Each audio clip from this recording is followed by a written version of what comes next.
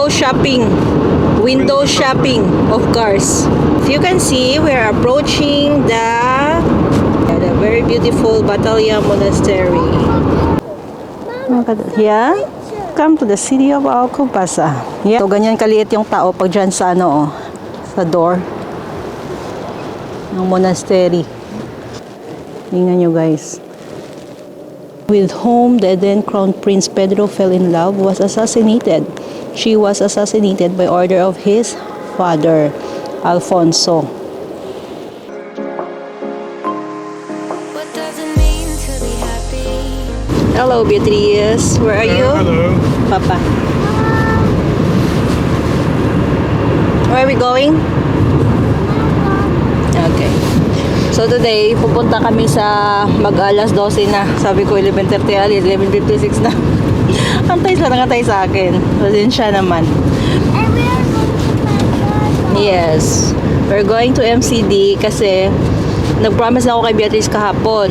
Because supposedly yesterday, today supposedly is only half day lang yung nila klase. Because vacation na nga. Tapos, yes baby, Why you say MC? McDonald's is a shortcut of McDonald's. Tapos tinanong ko siya kagabi, parang binigyan na sila ng mga homeworks. So kagabi sabi niya hindi na daw siya papasok. So I just na-confused ako. I was confused. Tapos yung si Papa na tinanong ko aga-aga, ginising ko, I woke him up early in the morning kasi I just prepare food 6:30. So parang hindi ako mag-prepare ng maaga ng food, hindi lalamig yung pagkain namin. So ayan, hindi na nga, sabi nga ni Beatrice, na nga daw, holiday na nga daw. So hindi na kami pumasok, hindi na siya namin pinapasok. So ayan, since I already promised, kailangan ito pa rin yung promise natin. Kasi sabi ko siya kahapon, after you go out from school around 1, we have to eat at MCD. So ayun. So what's your plan, Papa, after MCD? We continue shopping, window shopping of the cars? Oh, really? I don't know. We can. Since we are here and it's hopeless, the delivery is again hopeless because we are still waiting for his delivery. It comes off because it's all coming out. It's okay. Yeah. It's got there. Have to put gasoline out first. They're in the national after. So yun, yung delivery niya, antay kami ng antay again. Mayroong update, pero walang update. There's an update but no update. So, Yeah, what that's is because that? of delivery. Only for How many hours wala? Tinatawagan niya yung nag-deliver sa akin. Kasi same yun, company delivery yung sa ni Beatrice, sa gift ni Beatrice. So ayan, ganyan siya. Ganyan yung nangyayari. So lumabas na lang kami. Yes, MCD is better. Yeah. How are you today? I'm very good. So she's good. So anyway, I will show you later sa labas lang because we are not allowed for sure making video inside the store. So I prefer not because there's a lot of people there. So yun, pakita lang namin sa inyo kung anong itsura ng MCD dito sa labas. Yung pag-approach lang natin. Yes, the favorite of Beatrice is only fries. She only go to MCD eating fries. Papa was born in a fries country. Yeah. So everything. potato country. Potato country. Puro fries. So yun. Actually, it's a bit warm, but the wind is cold. Yeah. No? Almost with the wind. Kasi pag tinamaan yung neck mo ng wind, wala na. Sakit na yung ulo mo. Yun na yun. I never realized that before When I was in Korea, I'm taking shower in the morning. Kasi Filipino nga tayo, we used to take shower in the morning. Tapos, have you ever experienced na yung buhok nyo nag-frozen? Ako na-experience ko po. Kasi I took shower in the morning and went to the office and it was really, really cold. My hair was wet that it freeze. So, yun. Sabi ko, yeah, baby. Sabi ko pa sa sarili ko, why my hair is so white? Sabi ko pang ganun, why my hair is so white? Tapos pag ganun ko, ice na pala. Yun. Hindi naman ako sumakit yung ulo ko, yun lang, nag-ice lang. At least na-experience ko, diba? Ang ganyan. So, here in Europe, we took shower at night time. Ganun yan dito. We change our lifestyle. I changed my lifestyle. Sa gabi talaga naglilinis ng naligo para relaxing din. Pero sa Philippines kasi, morning, we took shower in the morning, we took shower at nighttime. Not took shower at nighttime, we clean up. We wash at nighttime too. Sobrang linis ng mga Pilipino kasi. So, yun. Dito okay naman sila, kaso lang yun nga lang, kasi sa lamig nga, dahil nga sa weather, sa temperature, you should also adjust yourself. Yun.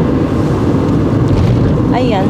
Kasi sa Japan dati, yung mga Pilipino, pag nakita nila, trip to ng mga ka-office mate ko dati pag nakita nilang Filipino na hindi nagsha-shower sa morning, tinatawanan. May isa kami sa company, may isa na hindi nagsha-shower. Tapos tinatawanan nila. Yun. Ikaw yung topic. Pag ganun yung doon. Kasi syempre, nasanay tayo nag-shower sa morning. Ayan. See you later, alligator. Ganito po yung MCD dito sa amin. Yan. There's a Chinese store, this one. And the MCD is there. Ganyan. Star at the top of the tree. And there are two. What is that? Balls. Bola balls. Mama, let's go see that. Clean up. Really good out here. Put in the other side of the pocket. The other side. The pocket. Yeah, your pocket is here. Okay. Mama. You go. And let's meet there. Yeah, let's enjoy. Do you hear that? Yeah. What did you hear? Coming with it. Mm-hmm. Where's it coming from?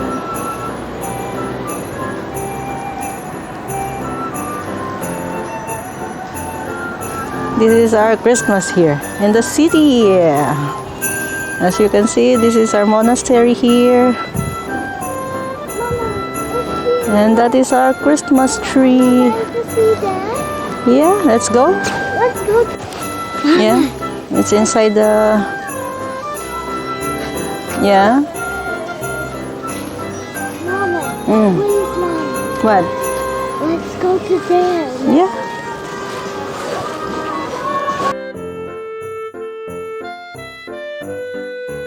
Mama, Christmas. It's like a Christmas village.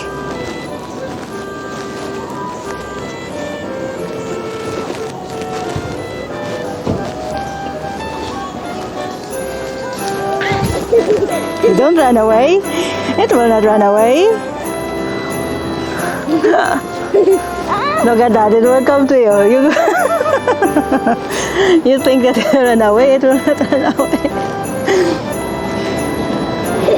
It's a pigeon.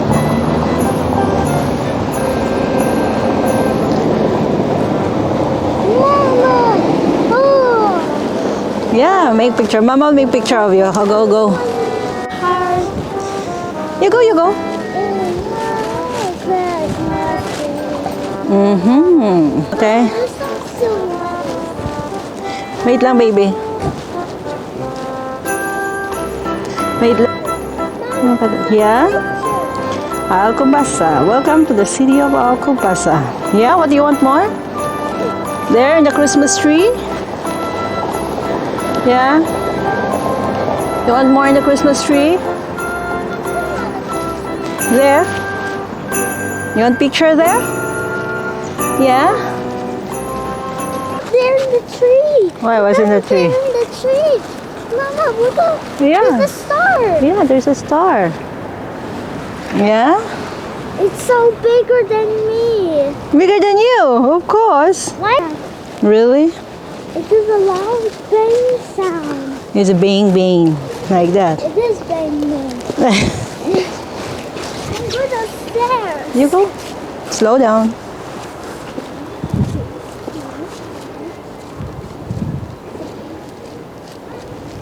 Mama, come on up.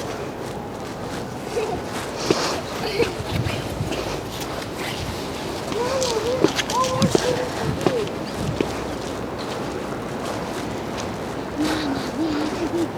Yes, you have to be quiet. Here inside the monastery, dito nyo po makikita king and the recognized wife of the king. Nandito yung tomb nila. So, samahan nyo kami.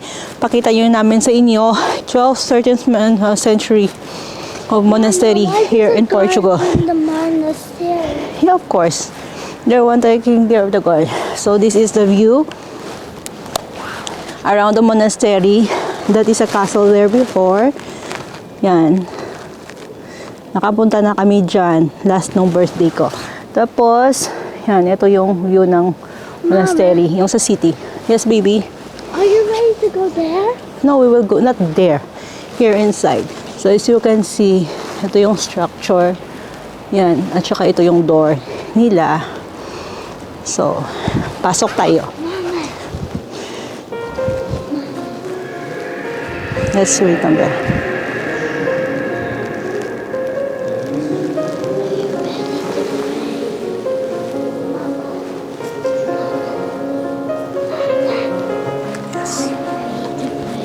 Yes.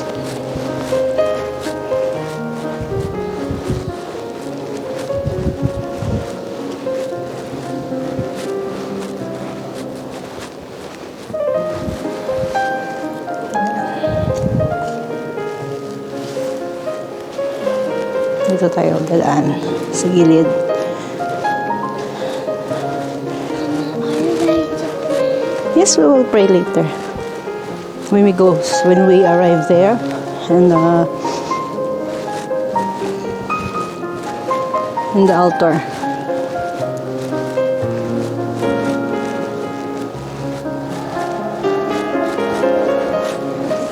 Huh? We will check here. So, you want to pray?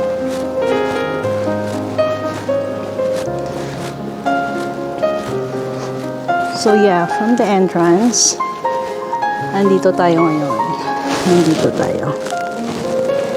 So, from here, nandito tayo ngayon.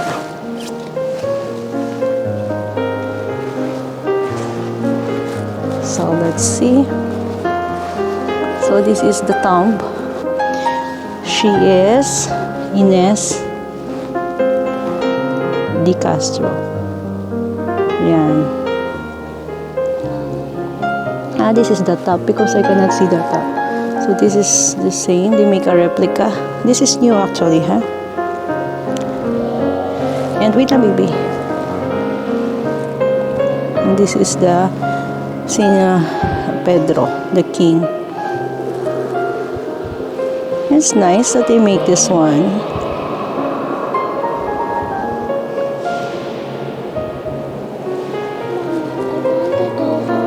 Why? Why? There is a kid there. It is the kid there. So this is, look at the detail. You check the detail of the tomb. Grabe ang pagkagawa, no? Tingnan nyo, guys.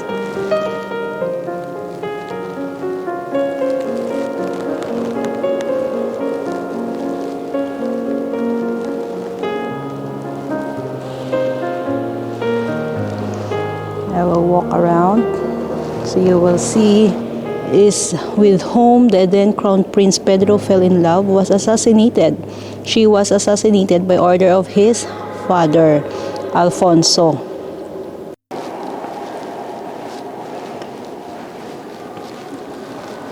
Ayan. The tomb represents scenes of the life and death of Christ in a clear analogy with her life. The Last Judgment closes the narrative with the salvation of the innocent and the condemnation of the guilty. Beatrice is pulling me.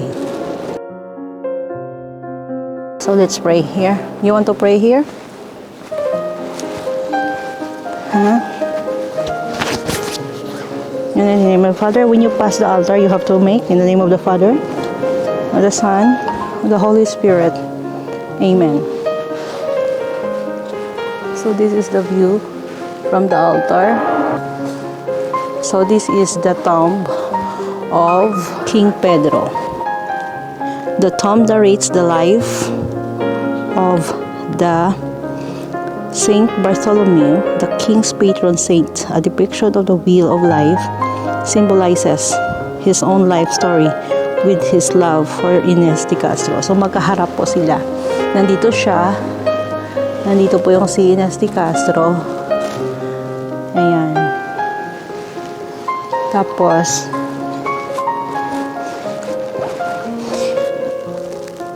look at the artworks. So Beatrice don't want to go na. This is a Death of Saint Bernard altar piece. Yan.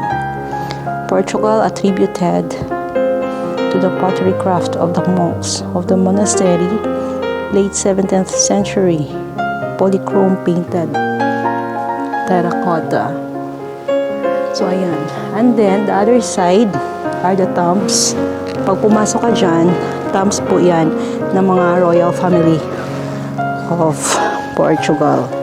So, since Beatrice don't want to go there, you don't want to go there na? Okay. Beatrice don't want to go there, so let's go back na. So, yan. Dito tayo sa right wing.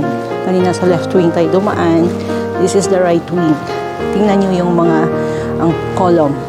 Kung gaano kalalaki. Ayan. Gaano kataas. Malamig po dito.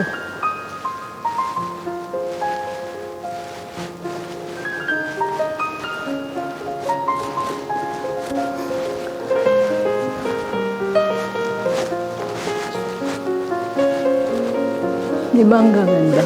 No. Yes, baby. So, let's say bye. So, we're done with our tour. Nauhaw yung bata. So, ganyan kaliit yung tao pag dyan sa ano, sa door ng monastery. Para tayong langgam. Here, mas maraming tourists dito pag summer compared to the winter. 7, 6, 5, 4, 3, 2, 1. So, ganyan. Yun na yung short tour natin dito sa ating lugar. Mama. So nice. Now, then, let's wait for Papa. Because our Papa, you want to go to Papa? No. No? Okay. It's okay. We are going to the zoo. No, baby. We're going to Liria. Liria is the second largest, what do you call it? Second largest district is Portugal. Second largest district of Portugal. Nasa Central po tayo. If you can see, we're approaching the Batalha Monastery. The very beautiful Batalha Monastery. Huh? We will not go there, Beatrice. Don't worry. Kasi Beatrice ayaw nang pumunta sa mga monastery. Why you don't want to go to monastery? Look how beautiful it is. Yeah, look at that. How beautiful Batalha is. See? We will go shopping. Window shopping of cars. Wala namang masama, di ba, mga Arab? Pass me.